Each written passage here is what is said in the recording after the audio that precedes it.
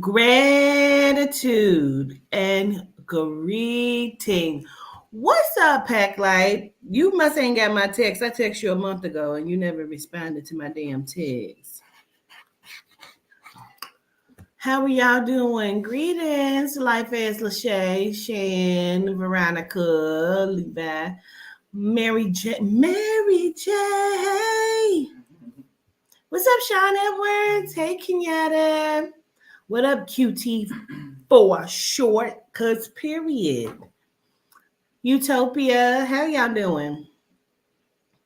I'm gonna play something for y'all real quick. This shit like this been popping up.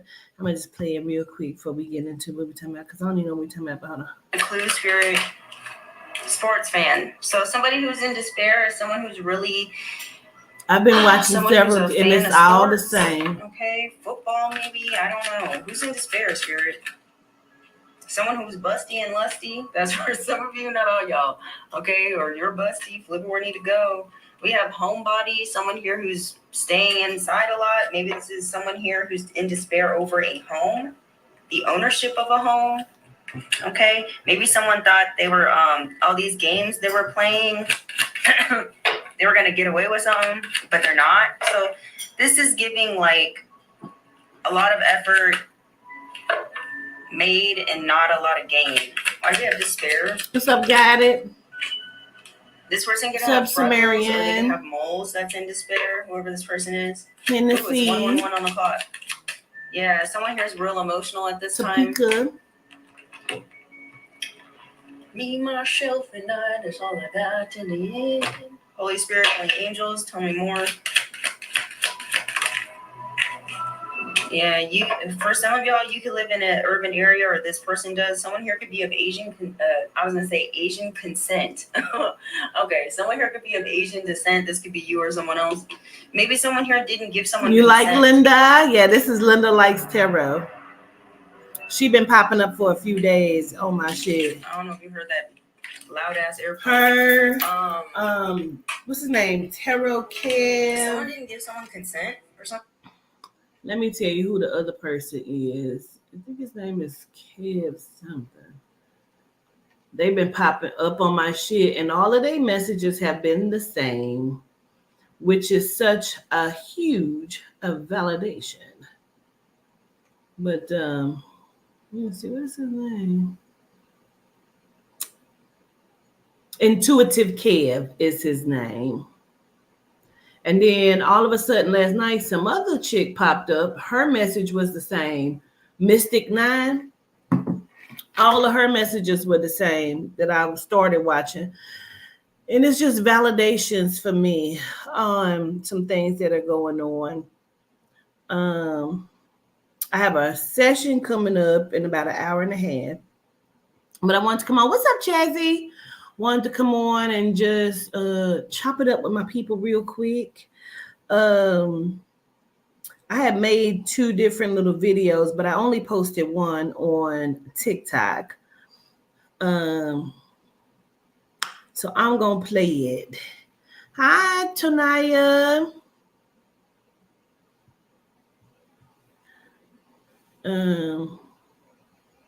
So let me play it real quick. And we can discuss it. Hey, so real quick, I got a question. First of all, I don't know why this looks like a man, but question. So if your Jesus is the Son of God, but they keep saying God is your Father, God our Father, but then they tell you that Jesus is the Father. But then they said that God came down and put himself inside of a physical body, becoming Jesus. So is God your granddaddy? If Jesus is your father, but then they the same person or the same energy or being. So is that your godfather? Is it your godfather? Is that what it is? So I may do some readings after my next session, but I really wanted to come on because we haven't done a Bible study in a very long time. This is your granddaddy. This was the other one. King Herod. I didn't post this one. King Herod was looking to quote unquote kill Jesus because he thought that Jesus was going to take over. Greetings, and Elizabeth. Overthrow his kingdom and his palace. See, I'm looking back at some of my Bible study or whatever because I really want to do a Bible study, but I got stuff I'm doing. But anyway, so he thought that Jesus was going to overthrow his kingdom and his palace. I can do a live one. And so he was looking to kill him from the time he was a baby up until he was older, until the Pharisees and stuff had found him and paid Judas, which is never mind, to kill him. And so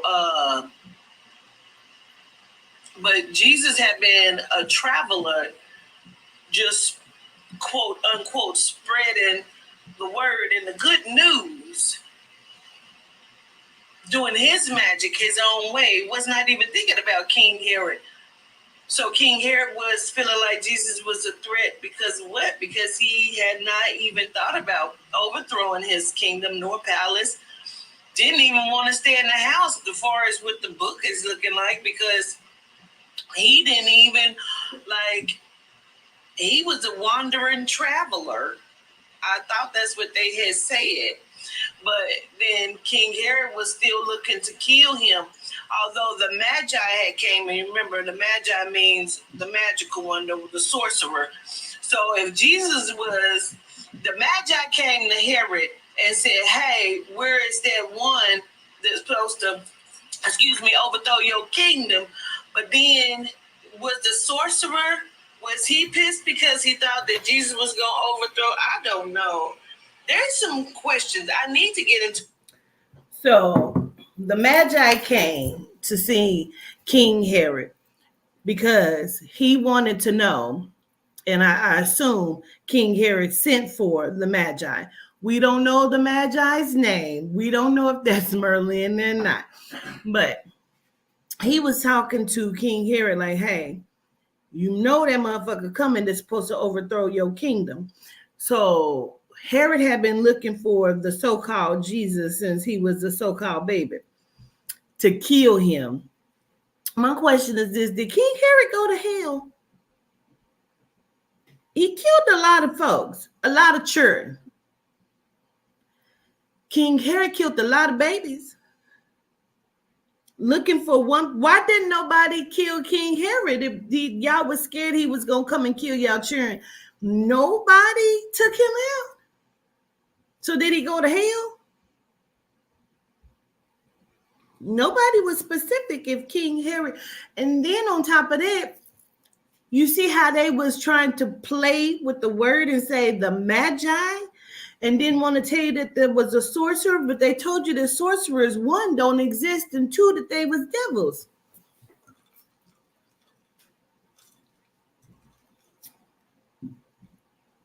What? That's what they told you. The sorcery was fucked up, but they used it because they called him a Magi. They tried to make it seem like that. Oh, that one ain't so bad. He was assisting King Herod. You don't even know.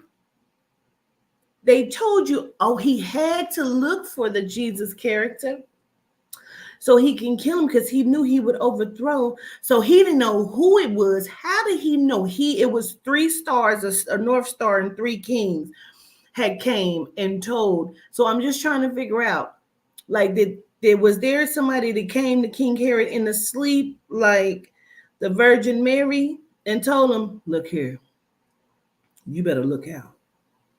Look out. Watch out. someone is coming to overthrow your kingdom. Look, was he off the juice? Was King Herod off the juice? And that is why he thought that he had to stop the child in mid-birth? Did he not know, before the child came?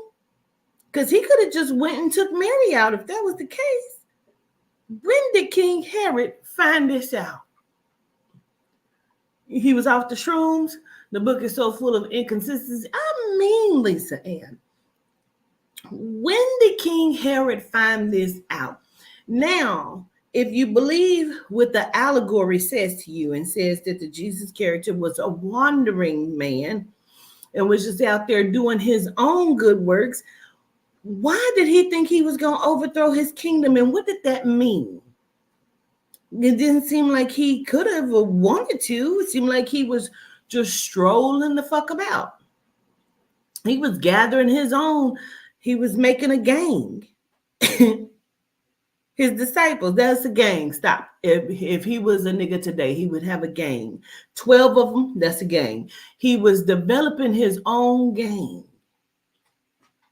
as he strode along the seas. Now, he was going from place to place.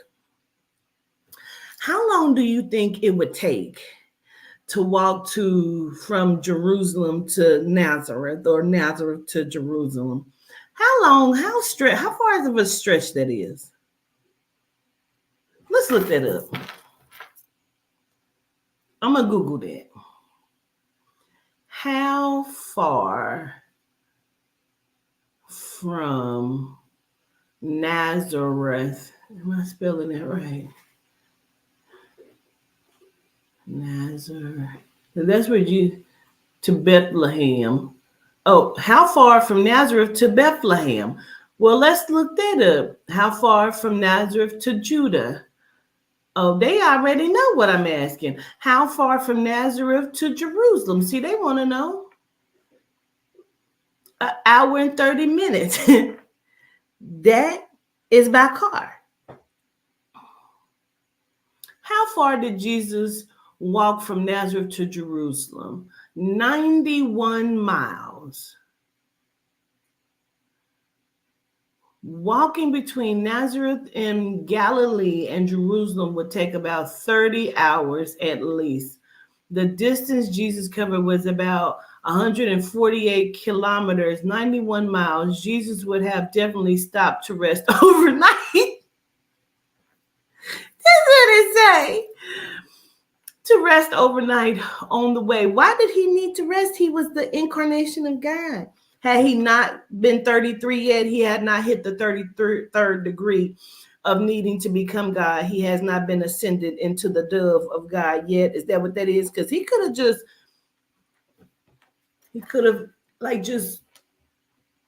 and floated over. He walked on water.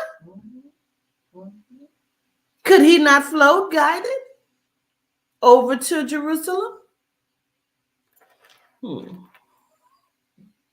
That's interesting.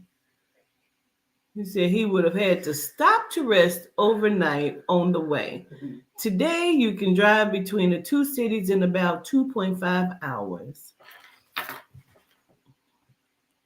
Understood. If they had an animal, he didn't want to take a camel. He could have ridden a camel. It might have been a shorter period. Camels might have been a little slower than he walked. Jesus might have had that crackhead walk. We don't know. We don't know.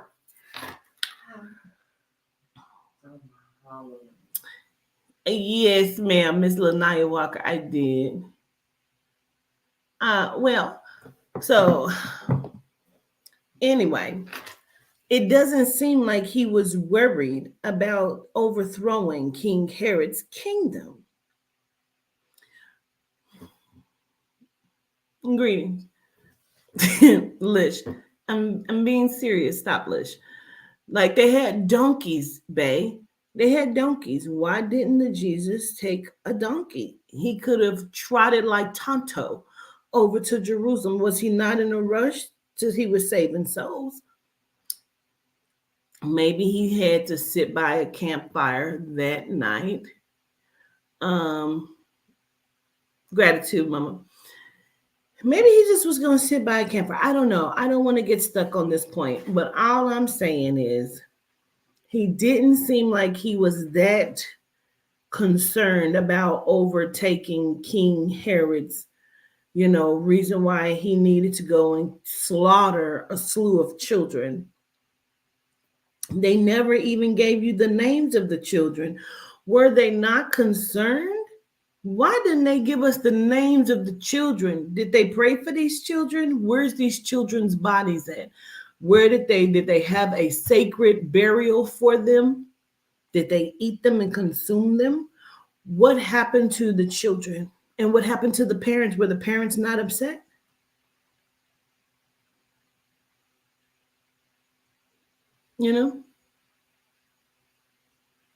I would have been upset.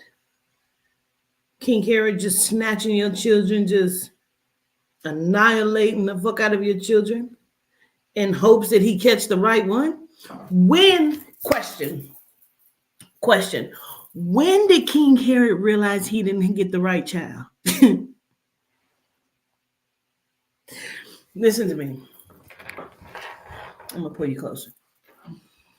King Herod slaughtered. Let's Google how many children did he kill. How many children did King Herod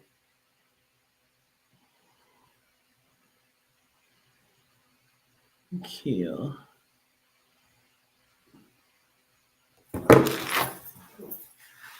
Y'all ain't gonna believe this. Y'all ain't gonna believe this. And y'all ain't gonna believe this. How many children? Don't Google it, damn it. Don't Google it. Was he looking for all of the deities coming up? Because he slaughtered 144,000.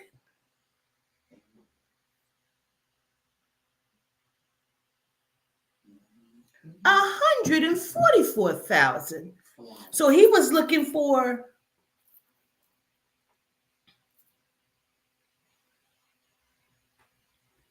see what I'm saying? He slewed it. He flew out. Herod, the king of Judea, watches as his soldiers slaughter the innocent. He didn't even kill a motherfucker. Mo 3 said, do your own work. That's what Mo 3 said. He said, do your own work. But he hired these motherfuckers to do them. I can't kill them. But I'm gonna need y'all to go and slaughter a few of these motherfuckers. We need to figure out which one it is. Okay. And it says, slaughter the innocent children of Bethlehem in attempt to kill the infant Jesus, whom Herod feared would eventually seize his kingdom. According to Baracchio, 144,000 children were murdered. Need you to make that make sense. I'm not going to Google it. Can somebody else Google it for me? How many people is in Bethlehem? I wonder, just right now, we're going to look the number for right now. You can Google and see how many people was in Bethlehem at the time of the Christ BC. But let's see, 144,000 children. That's what they want you to believe? They want you to believe that he slaughtered 144,000 children. But the chosen, let me see how many times 144,000 appears in the Bible.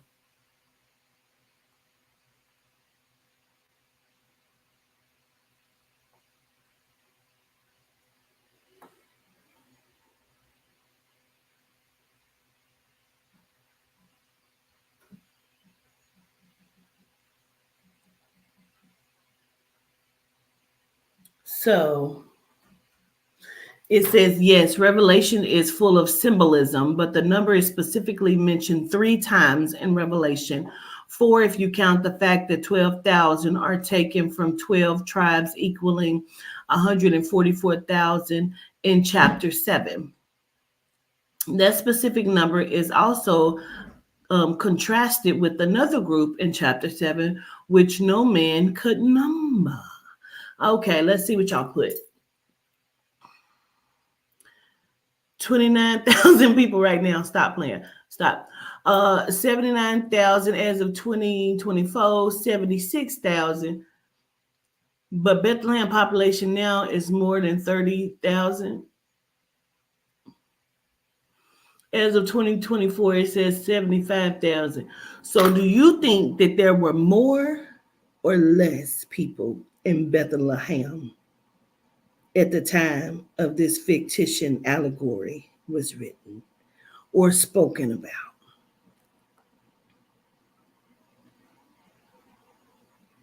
He slaughtered more children than there was. But in JC time, it says 300. I'm about to choke you the fuck out. Only 300.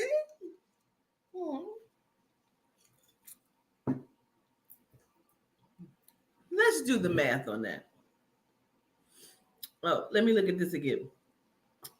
Just in case you want the Revelation. Revelation 7, Revelation 14. And it's mentioned 144,000 is mentioned there. In the passage, the number 144,000 is mentioned in the context of sealing God's servants on their foreheads. In the verse, 144,000 are referred to as virgins. The whole of Bethlehem plus Jerusalem plus Nazareth. And he still is like, I heard a deep voice.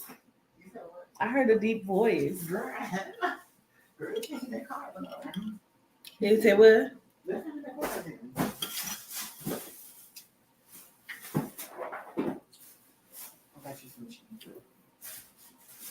You kind of look. That too. I made some soup. It was so good.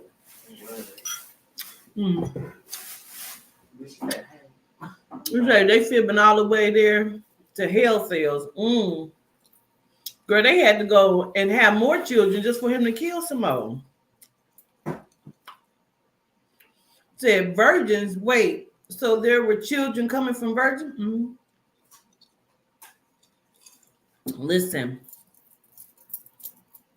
they didn't think this through. They didn't think Watita would get in this. They didn't think that. This tell you how they think we think. They think we gonna just believe, and people did. People just believed it all. Okay. So that's how many that is. So let's do the math.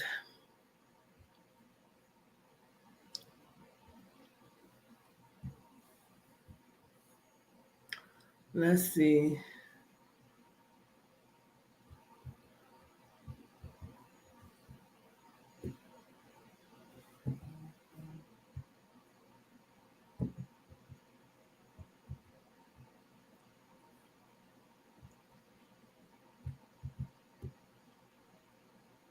So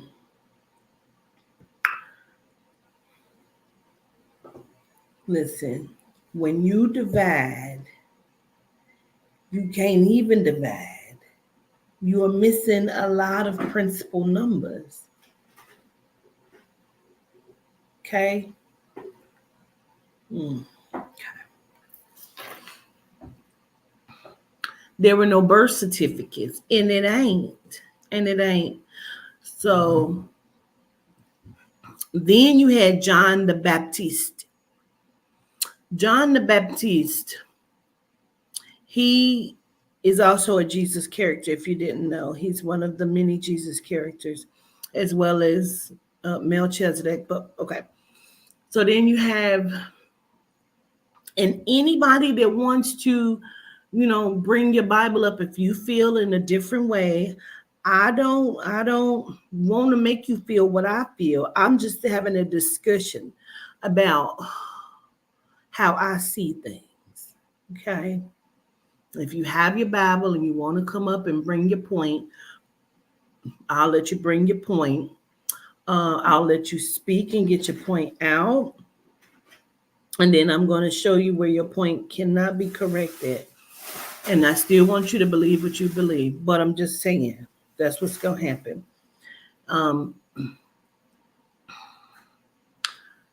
Okay. Greetings, grateful. So now, John the Baptist, he was, let's Google. Who was John the Baptist?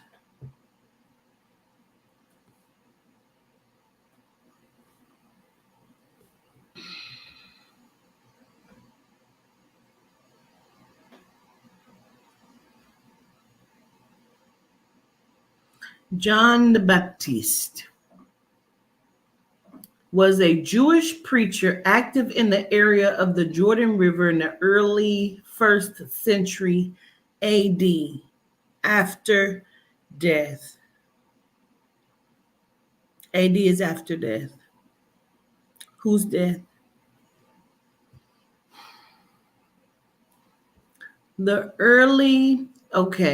John the Baptist, 1st century BC through AD 30, was a Jewish preacher active in the area of the Jordan River in the early 1st century AD. He is also known as Saint John the Forerunner.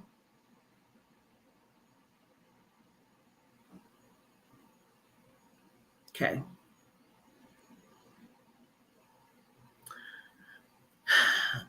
In Eastern Orthodoxy and Oriental Orthodoxy, John the Immerser. Okay, we're going to skip all of his different names. I just told you who he was, but okay. Let's see. John is mentioned by the Roman Jewish historian Josephus, and he is revered as a major religious figure in Christianity, Islam, and the Baha'i faith, the Druze faith, and the Judaism, and the latter in which he is considered to be the final and most vital prophet. So he's a prophet and the most vital one. You say, what does the BC mean? Before Christ, and then AD is after Christ's death. Okay? So he is the most vital prophet. And your Jesus is what?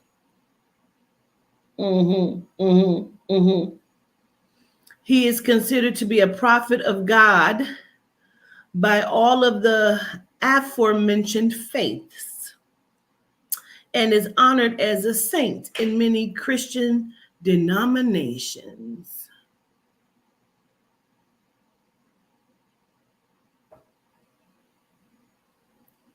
According to the New Testament, John anticipated a messianic figure greater than himself in the Gospels. He is portrayed as the precursor or forerunner of Jesus. Let's stop right now. Let's look at the words that are being used. He is the precursor or the forerunner. Let's Google, shall we? La da dee, la da da, ha ha hee, ha ha ha.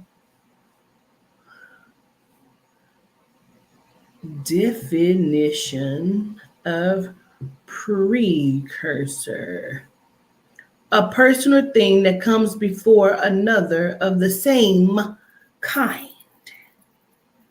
A forerunner.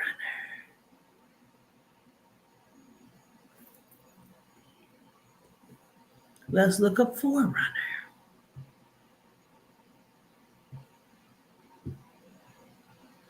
A person, forerunner, a person or thing that precedes the coming or development of someone or something else. A sign or warning of something to come. Gotcha. All right. So that is who John the Baptist is. He is the precursor.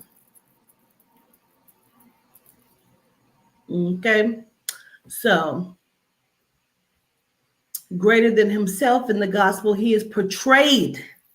Should we look up the word portrayed? Let's look up portrayed. You got to have all of what you need. Definition of portrayed. To portray, to depict in a work of art or literature. Okay. So, in a work of art or literature, John the Baptist is seen as a forerunner or precursor to the character of Jesus, in which he mimics. He is almost the same. So, to let you know that there's going to be a greater me coming, I am the precursor. Now, you cannot forget that John the Baptist is also the one who was the chick that the Jezebel that ordered his head. Okay, hold on. Because he was also crucified then, wasn't he? Well, let's look at it. Let's just go on through. According to the Gospel of Matthew, Jesus himself identifies John as Elijah, who is to come.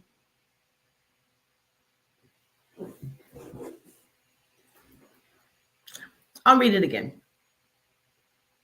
According to the Gospel of Matthew, Jesus himself identifies John as Elijah, who is to come. So he's already the precursor to Jesus, and then Jesus comes and says, watch out for Elijah, who's actually John, playing roles. Hold on, just hold on. Okay. Which is a direct reference to the book of Malachi, as confirmed by the angel who announced John's birth to his father, Zechariah. Okay.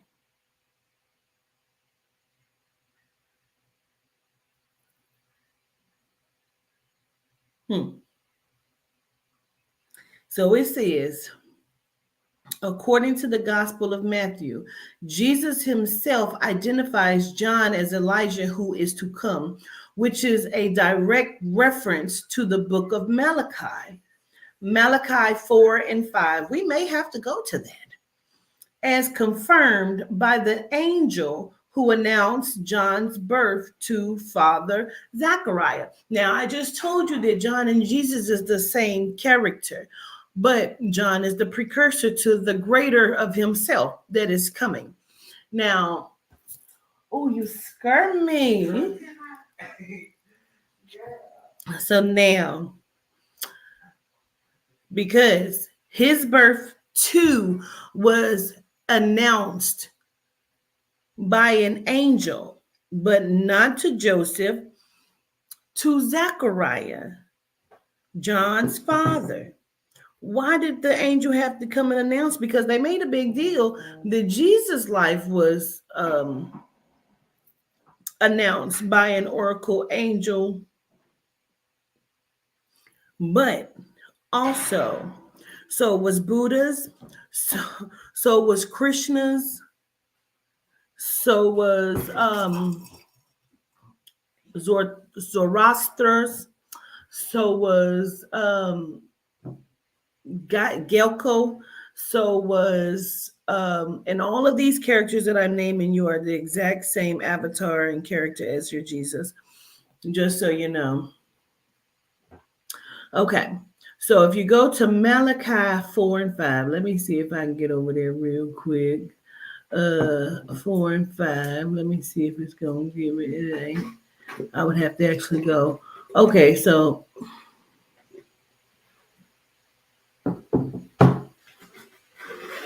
let me just show you the picture that they got of John the Baptist. I don't know what he's pointing at, but he's showing somebody his legs.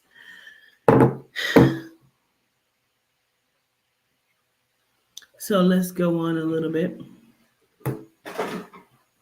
So his birth was confirmed by the angel announced John, as confirmed by the angel who announced John's birth to his father, Zechariah. Don't know why he didn't announce it to his mama. She the one that was pregnant. But according to the Gospel of Luke, John and Jesus were relatives.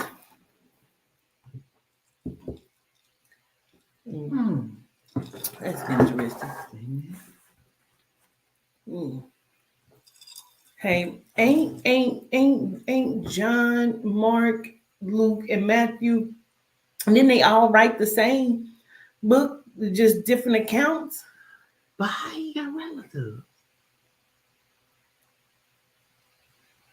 They never talked about Mary or Joseph's family. We don't know what other family that they had. They may have had cousins and brothers and sisters. Unless God came, he had some old relatives. I don't know, but keep up.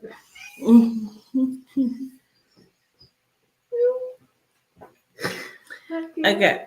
So, according to the Gospel of Luke, and gospel, let's look up what the word gospel means really quickly.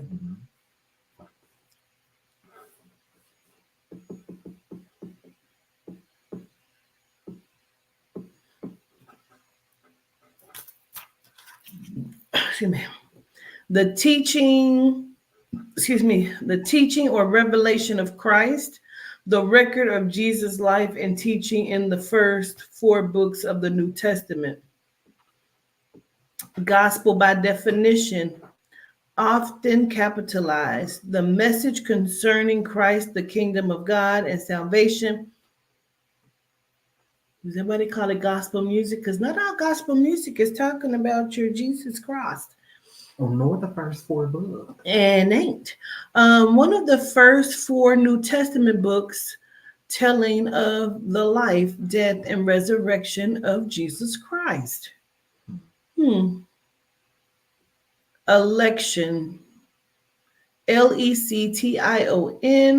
from one of the New Testament Gospels. The message or teachings of a religious teacher. Something accepted or promoted as infallible. You know what infallible means? Truth, or as a guiding principle or doctrine. So now they have told you that the gospel is truth and fact of a literal doctrine that they've told you is an allegory. You know what an allegory is, right? A made-up story. Okay. So according to the Gospel of Luke, John and Jesus were relatives. Some scholars maintain that John belonged to the Essenes, a semi-ascetic Jewish sect who expected a Messiah or practiced ritual baptism.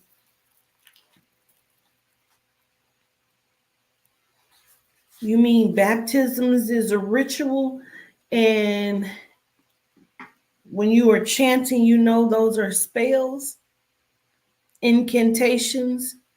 You know that's when you write a prayer, what a prayer is, don't you? A prayer is an incantation. Let's look up the word.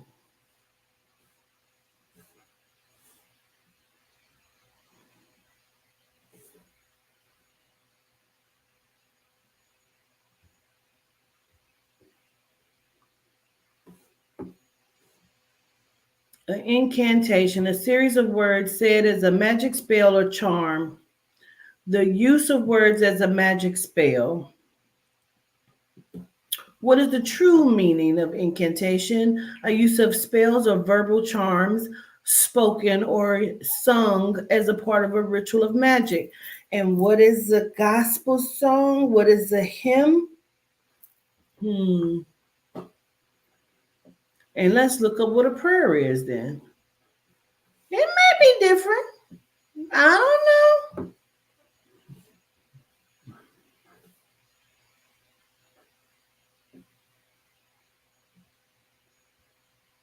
Because I'm sure we got some prayer warriors.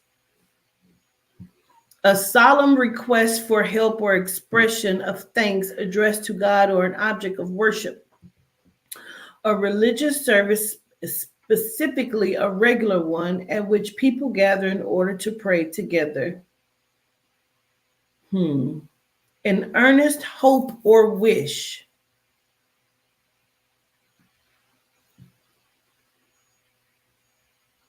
So, what is a wish?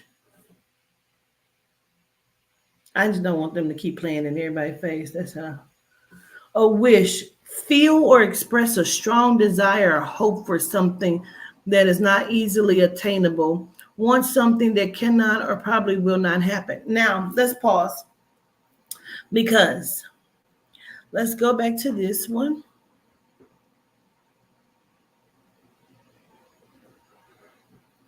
Incantation, a series of words as a magic spell or charm.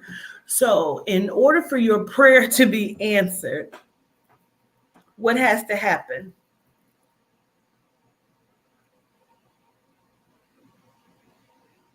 You gotta pray first. You got to pray, but when you pray, what are you hoping to achieve inside of that prayer? What has to happen for your prayer to be answered? Something magically and supernatural has to happen, isn't it? So it's an incantation.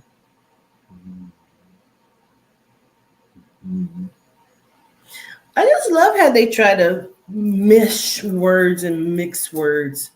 A belief, a partition. Is it different? No. Let's look up a chant.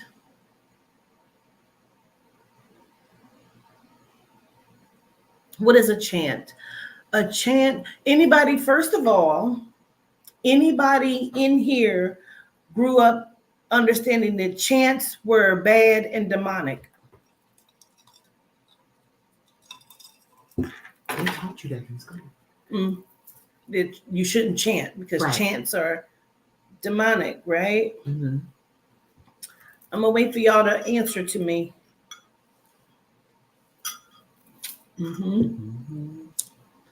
Okay. Lisa Ann said no.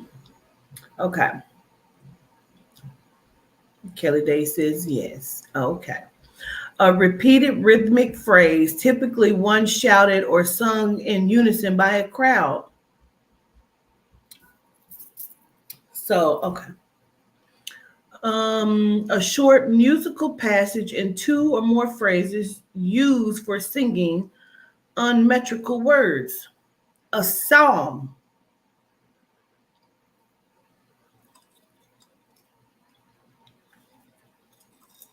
Let's look that up.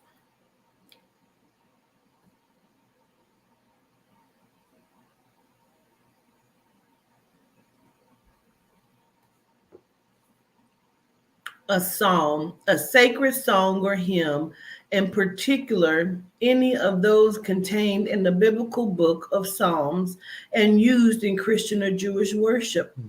A book or Bible of the Bible comprising a collection of religious verses sung or recited.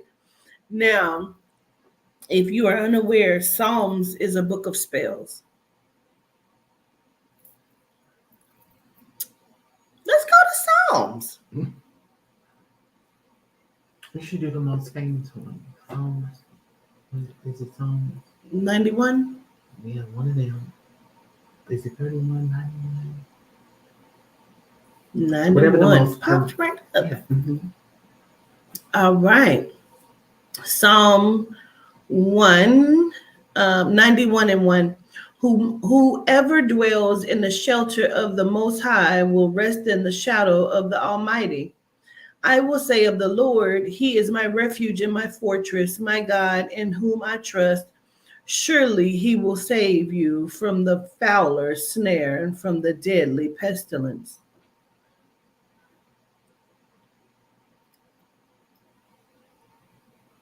I'm sure there's a plenty of Antonios and Antoines who grew up in the church and still got killed and died from the prowlers and fowlers who was not saved by this. I ain't never seen nobody sing any of these because these are songs. These are chants. I've never seen anybody sing these as a hymn. The King James Version, Psalms 91. He that dwelleth in the secret place of the Most High shall abide under the shadow of the Almighty. I will say of the Lord, He is my refuge and my fortress, my God, in Him I will trust. Surely He shall deliver thee from the snare of the fowler and from the noisome pestilence. He shall cover thee with His feathers.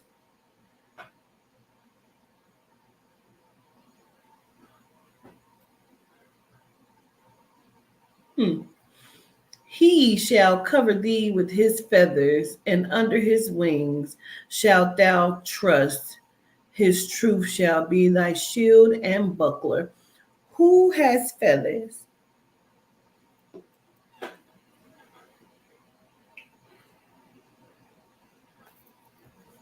Excuse me. Jesus is not an angel, but Lucifer was, although they are the same character. Who has wings? Because nobody has ever seen your God. Who has wings? Who they talking about?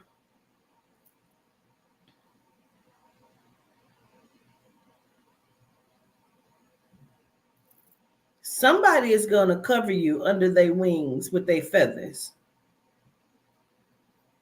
Who is? Because angels has, let's look that up. I don't mind. Hold on. We're going to go on back to it. Feathers. They said feathers. That's what I think. Mm-hmm. That's interesting.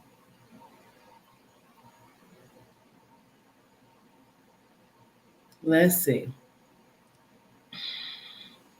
Lucifer was a cherub. So Lucifer is a prominent figure in Judeo-Christian mythology who was once an angel in heaven but was driven out and became an adversary who rules over hell.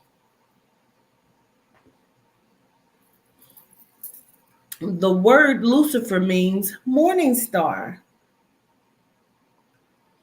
Luciferes.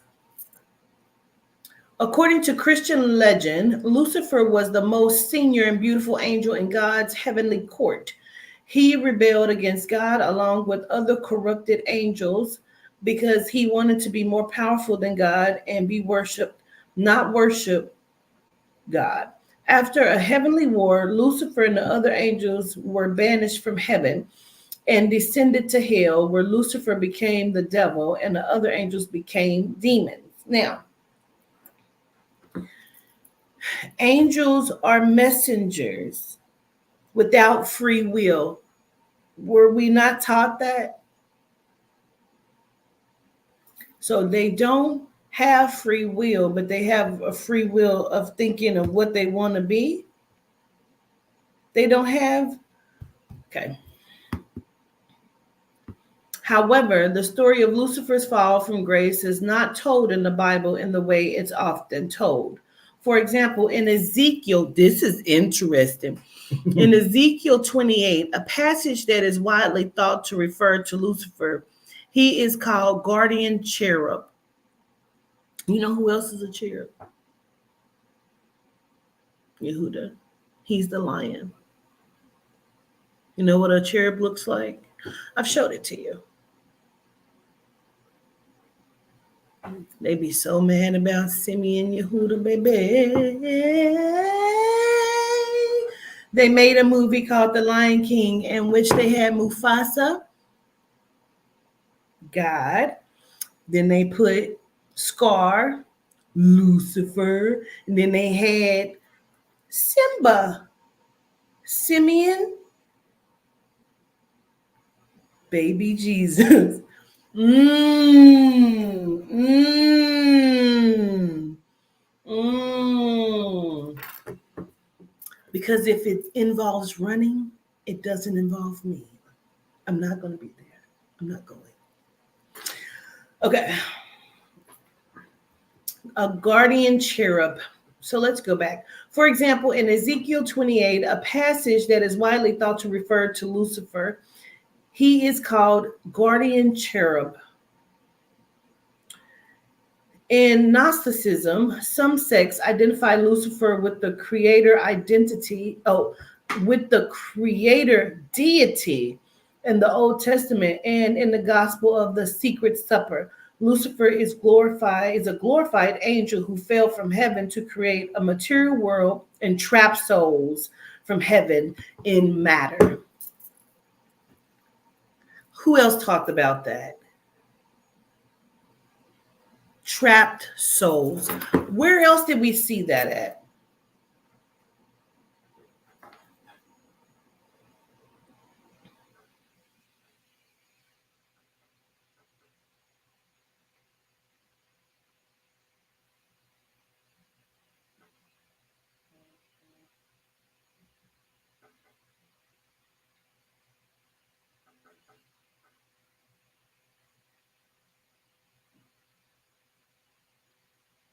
Maybe I should put it in this form here so I can pull it up. Do you have a Bible? Mm-mm. Oh. Mm-mm.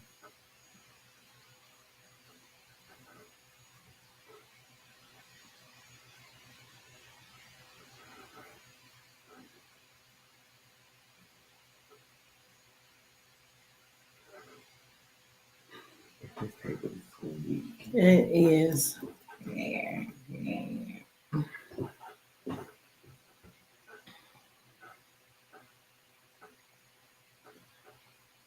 So it is, and it reads differently in different Bibles, of course. But when you go to Revelation 18 and 12, they talk about the different things that are being bought and sold.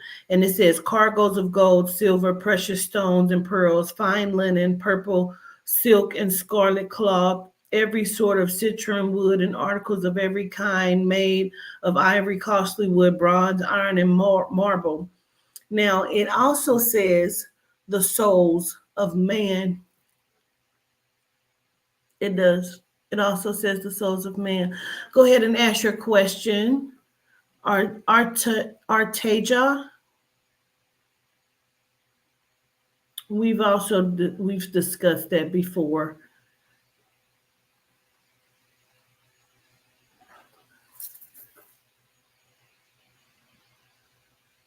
Here it says it.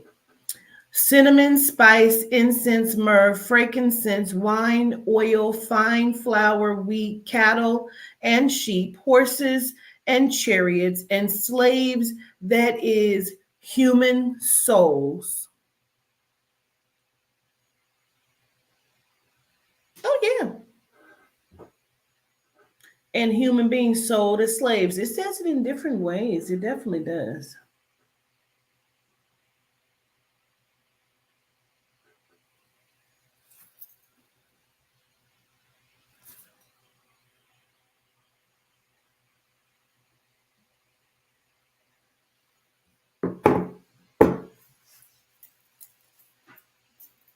So now,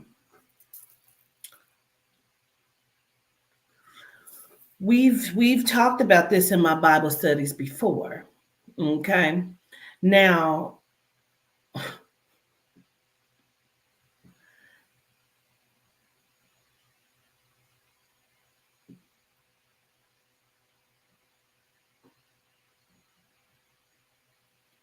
Yeah, I'm just stating what it says because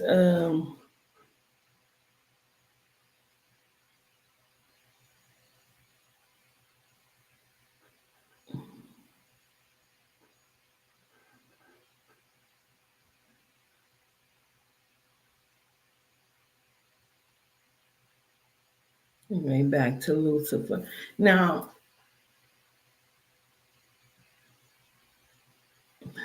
cherub. During my Bible study, this is what this says, cherub. During my Bible study, I learned that Lucifer was a perfectly beautiful cherub. Before he rebelled and was thrown out of heaven, Ezekiel 28:14, NIV, and changed his name to Satan. The word Satan, by definition, means adversary.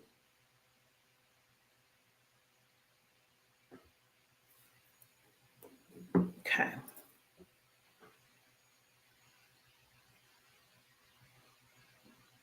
Let me open up one more tab.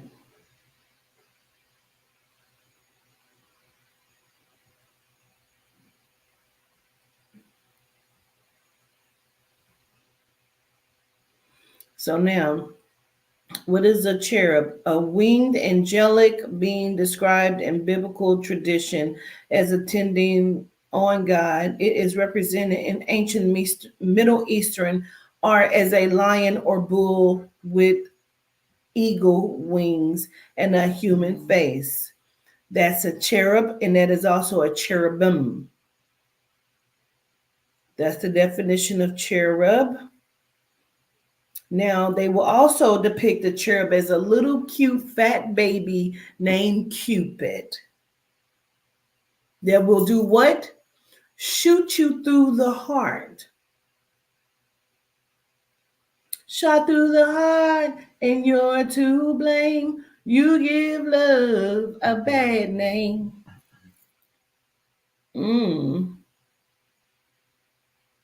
Now, I'm going to pull up a definition of cherubim.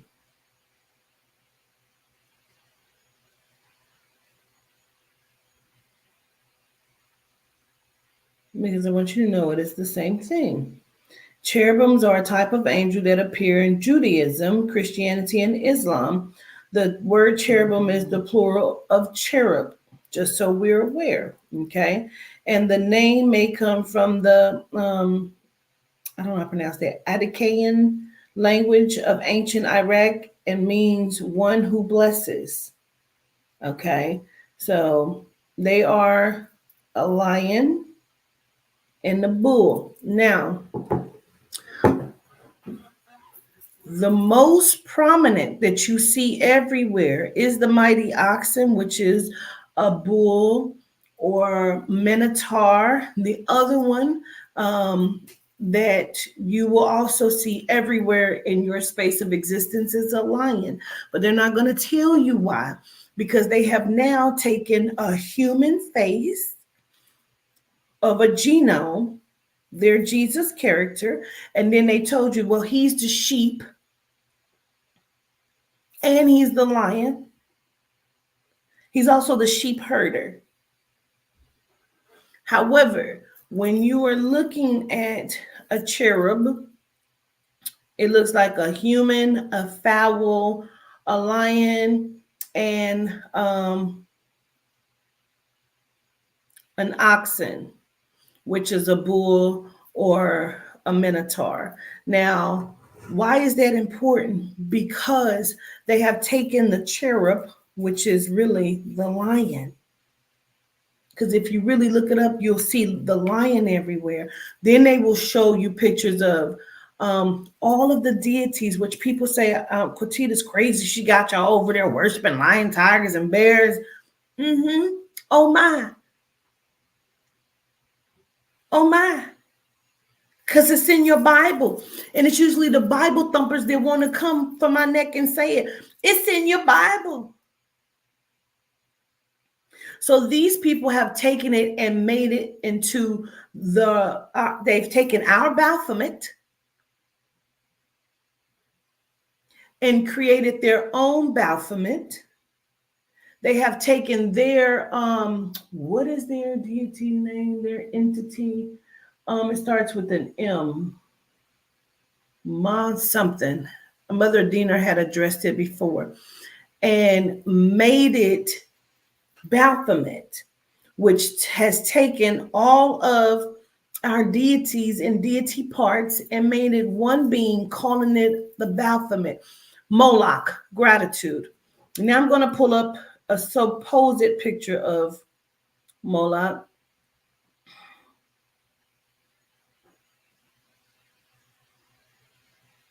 How do we spell it? Okay, yeah.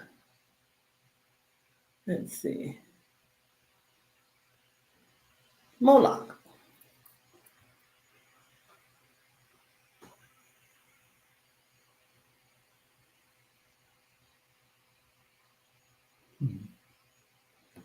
Now they have told you that, remember, they had the golden calf that, who was it, Moses destroyed. They told you it was Baphomet, but Baphomet is part of a cherub. This is Moloch, their underground entity that slaughters children like King Herod. Make it make sense.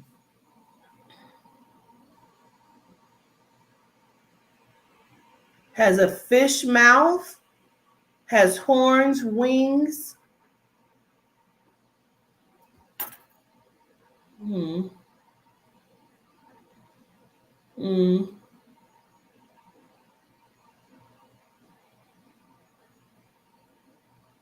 This depiction has it surrounded by fire.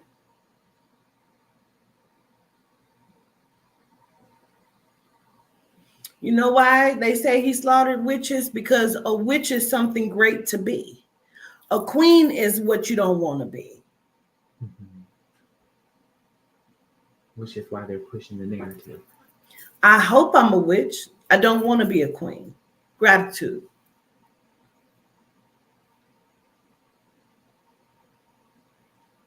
So now I'm going to pull up the picture of their Baphomet. This is not our Baphomet. People like, she be worshiping Baphomet. I don't worship anything, but I love them because I understand who they are.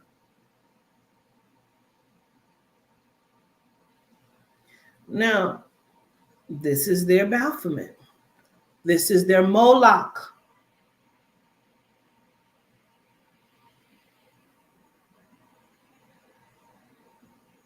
Their children, you see it?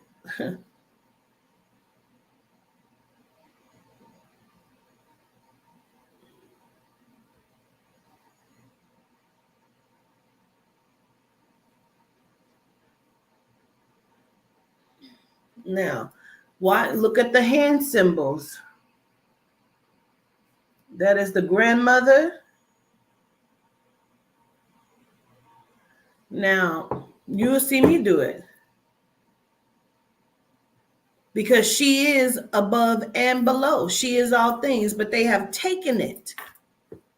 They are thieves. They have taken it and they use it for their benefit. I want you to look at his belt buckle. You see the double-headed snake, right? The Kundalini energy. But I want you to also tell me, what also does that look like sitting in the middle of there? You got his staff, right? He has reptilian, he has wings, he has a goat head, a physical body, but that's breasts on there, right? A staff, right? Okay.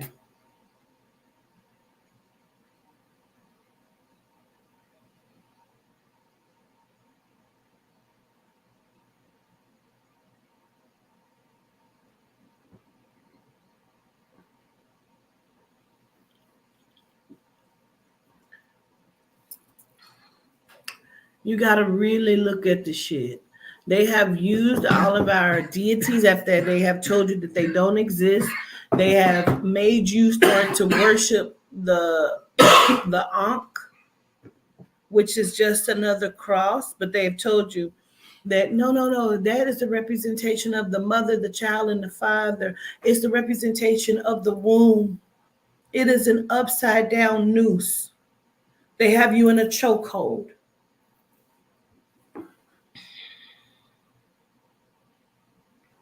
If you don't believe me when I say that those are breasts,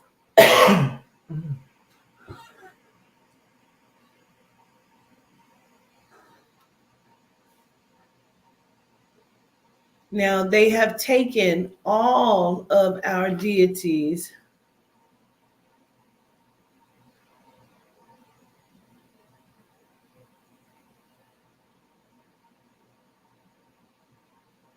because this is Bohemian Grove where they do their ceremonies in front of the owl. The owl is ether, that is etheria. So they are using ether inside of their rituals.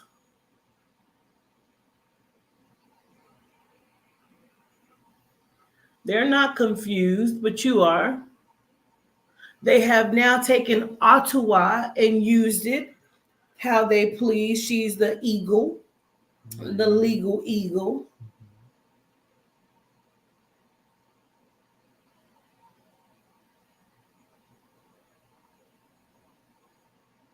She's all over their money.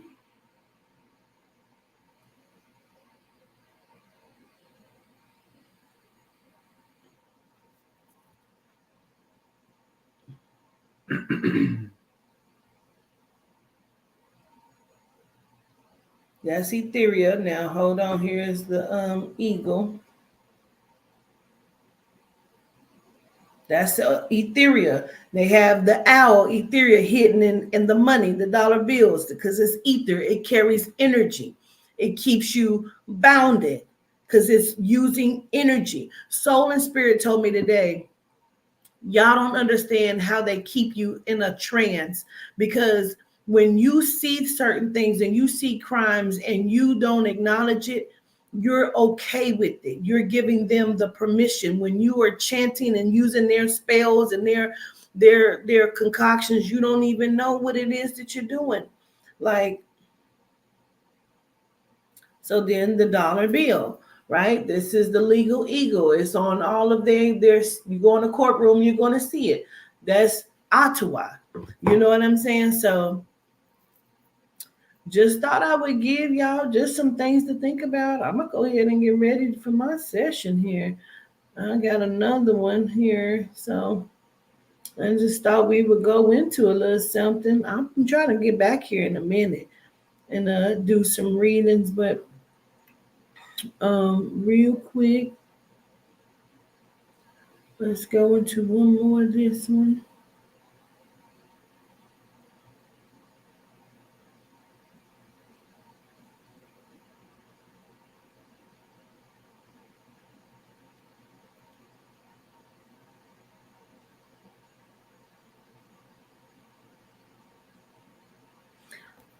So, by definition, what does a chant mean spiritually? It is used in spiritual practice to strengthen community, heal illnesses, and overcome psychological and emotional difficulties. In many traditions, chanting is used to induce mystical states, an altered state of consciousness characterized by a profound sense of peace. They don't want you to know that, because if you knew that, you would use chants in your greatness. Instead, they have given you music because they told you that Lucifer was over music. Music is what I just told you. They're chants put together. So then when I tell you to take those chants such as King Von and all of these other people, Lil Boosie and all of these people who come in with the chants, because that's what rap is. That's what music is. They're chants put together by a frequency of binaural beats that you call music. And people are like, well, they're putting energy in it. Yeah, but you are an energy-based being, and you have the ability to transform and transmute that very energy because please don't think that it ain't in Mary Mary's music. It is not in the gospel music. It's in the gospel music. Because why is this important? Because no matter what, you're chanting to the same entity. the Molochs and all of this, because your Jesus is also your Lucifer, as below, so above, as below. What do you think that means? So the Jesus is above and the Satan is below. That's what they taught you. So as above, so below. It means it's the same fucking character, bro. And so if you're looking and you're listening to secular music and then the gospel music, it's still the same music because it's the same character being worshiped no matter what music you're listening to. So it depends on how you see it, how you go about it, what do you feel like. I'm just giving you what I know to be truth. But you're very welcome to do what you want. Just thought I'd share something with you. Anyway, solitude de wa. I show gratitude to the soul and to the spirit. Solitude de shishi el manti. Listen, get your mind right. I'll try to come back on in a minute and give some lives. Make sure you donate and hit the collection plate. Okay, just let me put that up there for you so you know it's all right to donate if you choose to. This has been fun. Learn something. Okay, I love y'all to life.